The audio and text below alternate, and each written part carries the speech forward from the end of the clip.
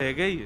अब यानी मक्खन ने कारो, बोले प्रथम माखन को भोग तो कुल देवी को लगाओ, कुल देवी के काजे लेके चलो, फिर सबन में वितरण होएगा। ठाकुर जी कह रहे हैं या कुल देवी वो ना पान दूंगो, सबसे पहले तो मैं पाऊंगो, मोते पहले कुल देवी पे चलोगे तो बेकार रह जाएगा सब काम। कीर्ति मैया ने कही लाली चल वस्त्र बदल ले, कुल देवी के पास चलेंगे मक्खन लेके, और सब सकीन से कही जाओ सबरी व्यवस्था करो, पालकी मंगाओ, लाली को लेके सब चलेंगे। अब सब तो वहां से चले गए, मथनी और मटकी वहीं रखी, ठाकुर जी वहीं छुप के खड़े रह गए, और जैसे सब गए सोई मटकी लेकर के वहां से भाजे।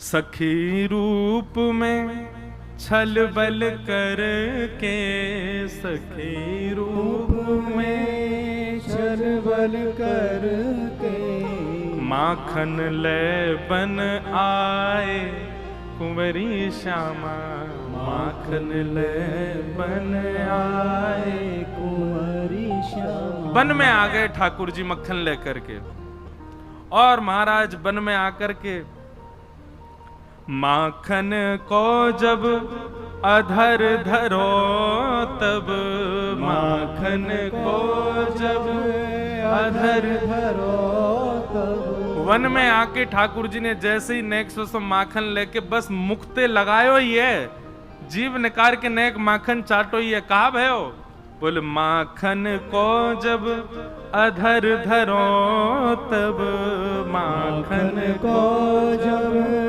अधर धरो सोई तब, गिरधर बेसुध पाए कुंवरी श्यामा, गिरधर बेसुध पाए आहा।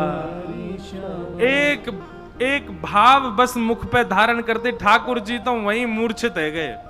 आहा कितनो चोखो माखन, ऐसे तनिक तनिक हाथन से चला रही मथनी, ऐसी तनिक सी किशोरी जी कितनो बढ़िया माखन। ठाकुर जी तो वहीं मूर्छित है गए, गिरधर बेसुध पाए। आहा अब यहां में आगे को भाव ऐसा अभी आगे और लिखूंगा। अब किशोरी जी गई तो देखो वहां तो मक्खन मटकी है ही ना है, तो सबरी गोपी और सबन में महाराज बोले अरे यहाँ कौन चोर आ गया? किशोरी जी बोली चोर तो एक ही है मक्खन को, वही आया होगा। किशोरी जी सब सखियन के संग नंदगाम की ओर जान लगी। सोई बीच वन में देखो कि महाराज एक कदम वृक्ष के नीचे ठाकुर जी के हाथ मक्खन में सने हुए हैं, वही मटकी धरी है, और ठाकुर जी तो कभी यहाँ करवट लें कभी वहां करवट लें, नेक नेक बीच में चाट लें। आहा कितनो स्वाद कितनो आनंद, महाराज बिल्कुल बेसुध पड़े ठाकुर जी। किशोरी जी सब सखियन के संग पहुंच गई, गुस्सा में जाके ठाड़ी है गई, अरे कन्हैया यहाँ चैन ना है पड़ो, चोरी कर लिया है। अभी सबरी सखी मांग रही है, इनको कहा दूं मैं? ठाकुर जी तो बेसुध हैं, सुध में है ही ना है, आई ना रहे होश में। सब सखी बोली हमें पहले मक्खन चाहिए, हम पहले चखवे वारे जाने, सब रो झूठो कर दियो। किशोरी जी बोली अरे ना है, अधरामृत मिलेगो। सबरी बैठो हाथ पसार के, सब सखी हाथ पसार के बैठ गई, और बेसुध कन्हैया के मुख पे ही जितनो मक्खन लगो नेक नेक लेकर के किशोरी जी ने सब में बांट दियो, सबको प्रदान कर दियो। किशोरी जी के हाथ को निकसो माखन, लाला के अधर से लगो माखन, सबको प्रसाद में मिले। तो ऐसी लीला चिंतन में आवे अपने आप। अब ये लीला कहीं लिखी नहीं है, कहीं वर्णित नहीं है, पर ये चिंतन में आती है। कब? जब आप रसिक जनन के खूब भाव सुनोगे और दिन रात इन्हीं लीलान को चिंतन करते रहोगे, अपने आप भाव प्रकट होंगे। ऐसी करी होगी तो कैसा लगो होगा, ऐसा हुआ होगा तो कैसा भयो होगा। ये सूरदास आदि ये सब जो अष्ट सखा हैं, इनको कहां से मिली लीला? ये कहीं लिखी तो है नहीं। अब गिरिराज जी नाच रहे हैं, ठाकुर जी बंसी बजा रहे हैं, और ग्वाल बाल सब गा रहे हैं, ये लीला कहीं लिखी नहीं है, नंददास जी के चिंतन में आई है। और याद रखिएगा, चिंतन में जो लीला आ जाए समझो वो लीला हुई थी, तभी चिंतन में आ रही है, नहीं तो आ ही नहीं सकती। तो ऐसे ठाकुर जी ने गिरिराज जी धारण किए, 7 दिन 7 रात्रि पर्यंत गोवर्धन धारण करके इंद्र को मन में लगी कि भैया मैंने कोई अपराध कर दियो लगे, सोई इंद्र ने आकर के ठाकुर जी से क्षमा मांगी। भगवान ने गिरिराज जी पुनः विराजमान कर दिए और इंद्र को भगवान ने क्षमा कर दियो। बोलो गोवर्धन नाथ की जय। इंद्र ने भगवान की स्तुति गाई। तत्पश्चात सब ब्रजवासी ने ठाकुर जी गोद में उठा लिए, सब नाचन लगे, बोले लाला तैने हम सब ब्रजवासी की रक्षा करके जे बता दई कि भैया लाला तू हम सब सो कितनो प्रेम करे। गैया ने ठाकुर जी को नाम रख दियो गोविंद। अब भगवान को एक और नाम है क्यों, गोविंद। आगे फिर एकादशी व्रत की कथा बताई गई। एकादशी व्रत क्यों करना चाहिए और वाक्य पीछे कारण कहा है। भैया एकादशी के दिन अन्न में पाप को निवास होवे।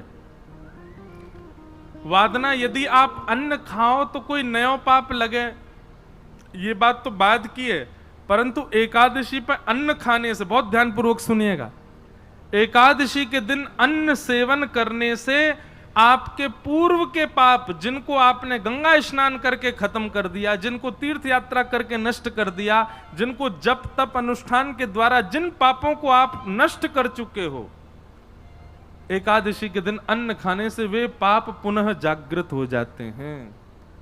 एक प्रकार से कहा जाए तो आपके द्वारा किए गए यज्ञ अनुष्ठान तीर्थ यात्राओं का जो फल आपको मिला वो नष्ट हो जाता है। इसलिए एकादशी के दिन अन्न सेवन नहीं करना चाहिए। लेकिन हमारी ब्रज की कई परंपराएं हैं, जैसे हरिदासी, हरिवंशी, वहां पर एकादशी नियम नहीं है। जगन्नाथपुरी चले जाओ, वहां भी एकादशी नियम नहीं है। तो कई स्थानों पर एकादशी नियम नहीं है, कई संप्रदायों में भी एकादशी नियम नहीं है। तो ऐसा नहीं है कि वो लोग जब पाते होंगे तो उनको अपराध लगता, नहीं लगता, क्योंकि उनकी परंपरा में जब नियम नहीं है, उनकी परंपरा का भाव भी तो बहुत सुदृढ़ है। जैसे हरिदास परंपरा, जहां पर श्री कुंज बिहारी लाल प्रकट भये, वहां पर नियम है कि वहां एकादशी ना हो। क्यों? उनकी भावना ऐसी है कि भैया हमने कल ठाकुर जी को भोग लगायो, अन्न को भोग लगायो, और आज पड़ गई एकादशी, तो ठाकुर जी के अधर से छुबो भयो प्रसाद में पाप कैसे आ सके? वो तो प्रसाद है, और या भावना से वो प्रसाद पामे। लेकिन एकादशी के दिन एक बात बहुत ध्यानपूर्वक सुन लीजिए, एकादशी के दिन कोई व्यक्ति आपके घर आयो और घर आकर के वाने आपको कोई प्रसाद अर्पित कियो, जैसे मान लो नाथ द्वार से आयो और नाथ द्वारा से आकर के वाने आपको दियो, बोले भैया श्रीनाथ जी को प्रसाद है, और वास्तव में कहीं आपने कहा ओहो या में तो अन्न है, मेरा तो आज व्रत है, तो आपको अपराध लगेगा। इसलिए क्या करना है, घर में यदि कहीं भी तीर्थ से, मंदिर से यदि एकादशी के दिन प्रसाद आता और उसमें यदि अन्न है तो अन्न बुद्धि रखनी नहीं है, वो प्रसाद है, उसके प्रति अन्न बुद्धि रखते ही वो प्रसाद का भाव नष्ट हो जाता है, फिर पाप लगेगा ही लगेगा उसको पाने से। इसलिए कभी भी यदि प्रसाद ठाकुर जी का घर में आवे, एकादशी का दिन हो, तुरंत उसमें से तिनका ही सही थोड़ा सा जिह्वा पे धारण करके स्वीकार करो, उससे पाप नहीं लगता है। बाकी वैष्णवों को एकादशी व्रत निश्चित रखना चाहिए। एकादशी के दिन बहुत कथाएं हैं एकादशी निष्ठा की। एक कथा तो यह है कि एकादशी के दिन पाप निवास होता है। एक बात ऐसी है, हम ठाकुर जी को कुछ ना कुछ प्रस्तुत करते हैं, कोई धन देता है, कोई पत्र देता है, कोई पुष्प देता है, कोई फल देता है, कोई कुछ ना कुछ ठाकुर जी को देते हैं, पर अन्न खाने से, अन्न सेवन करने से हमारी आयु घटती है, आयु कम होती है। और यदि हम एक दिन अन्न सेवन नहीं करते तो हमारी आयु एक दिन की बढ़ जाती है।